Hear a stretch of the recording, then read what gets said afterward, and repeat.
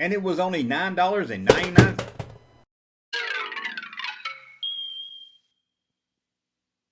It's not Star Wars bootleg merchandise. What is it?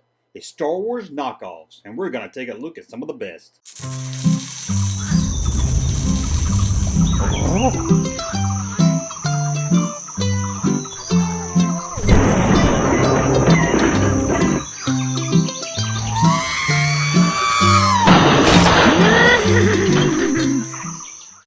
Welcome back to the Junk Room, everybody. It's me, the Junkman, coming back at you with a whole new video. So what are we going to talk about today? Well, you already know because you saw the title, you saw the thumbnail, and you saw the teaser at the beginning of this video. We're going to look at Star Wars knockoffs. Before we get started, as always, you want to help support this channel, head over to Patreon. Right there you can become a supporter, and there you'll get some exclusive content like commentary to the videos. I'm working on a whole new list of new stuff coming up in August. And we're going to get back into doing Star Wars boxes very soon. Also, you can support the channel by going to thatjunkman.com and buy some cool t-shirts. Like this Kenner shirt here. Now, you're tired of me saying all that. I say it too much. Let's get on with this video. We're going to talk about some great Star Wars knockoffs. Now, I know what you're saying. You're saying, Junkman, what do you mean? You mean bootlegs? Nope, I'm not talking bootlegs. What's the difference between knockoffs and bootlegs? Well, bootlegs is more fake Star Wars stuff. A company that makes toys that are aimed to be Star Wars. They will actually play with the name a little bit. Star Wars, leave the S off, something like that. They'll make Luke Skywalker, and it'll look like Luke Skywalker. You know what bootlegs are. To me, a knockoff gets as close as they can without going over it to that bootleg line. These are ones that's not really, if you look at them, you can say, well, it's not technically ripping off Star Wars, but you can tell they were trying to cash in on the name. Let's take a look at some of the best, or being knockoff. Maybe it's some of the worst. Not really sure, but let's take a look at the first one. Believe it or not, we never got any Star Wars Colorforms. Anybody remember Colorforms? They were great. They were like little stickers you put on a piece of cardboard with a backdrop and kind of make a little scene. I loved it. Star Wars Colorforms would have been great. But we never got Star Wars Colorforms, but Colorforms did do one trying to reach us Star Wars fans. And who do they get to help? You guessed it, Snoopy. As you can see here, it's the Peanuts in space. Although it's not technically a Star Wars item, you can clearly see that we're aiming for the Star Wars fans. As you can tell from the backdrop, it has a fake land speeder, and that planet, to me, looks a lot like the Death Star. Now this came out in 1977, but if you look closely, you can see one of the stickers looks a lot like a Biker Scout helmet. So did George Lucas do a knockoff of that sticker in Colorforms? It looks a lot like a Biker Scout helmet to me.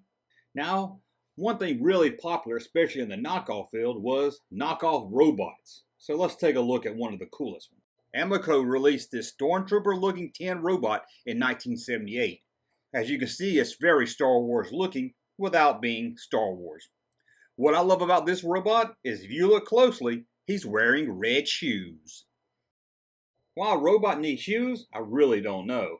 But like I said, one of the most popular knockoffs was Robot. And the following year, right after this one, there was another knockoff robot that hit the market.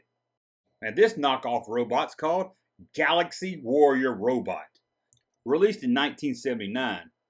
And it also has red shoes. So remember, when the robots come for you, and they will be wearing red shoes. Now let's look at probably the most popular knockoff, at least in the late 70s when it comes to Star Wars. There were two different knockoff carrying cases, and both were popular, but one was really popular. I think more kids might have had this than the Star Wars carrying case. Let's take a look. First, let's look at Star World. It held 12 figures. The artwork on the case is amazing. I had this myself as a kid. It has a Chewbacca-looking ape, a Han Solo-looking astronaut, and look at that. A Darth Vader-like character wearing a skirt.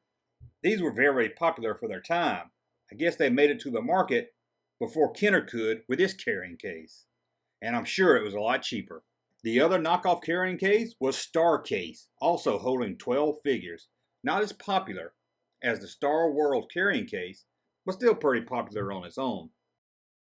Out of all the Star Wars merchandise, the one to get the knockoffs the most was, of course, the lightsaber. I mean, it was probably pretty easy to produce. All you needed was an old flashlight handle and a tube, and you could rip off Star Wars' lightsaber and sell them and make a lot of money. Kenner was late getting toy lightsabers to the market, so you know these toy companies took advantage of it, releasing all kinds of lightsabers. Let's take a look at one of the first knockoff lightsabers to hit the market. And here it is, Star Sword. It also, like the Kenner release, is an inflatable tube. I guess plastic was pretty expensive in the 70s. However, to set this apart from the Kenner release, it came with 2 lightsabers. So a kid and his best friend could start fighting with their lightsabers in the toy store's parking lot.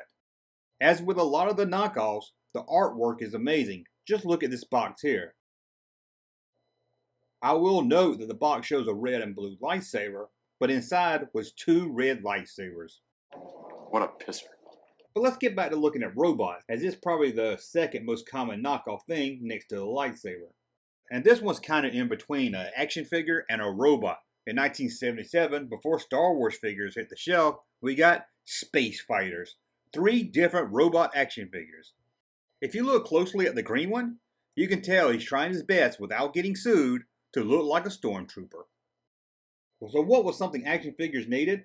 Something to play with, a playset, and yes, there were even knockoff playsets. This Star Wars knockoff playset was called Star Fortress.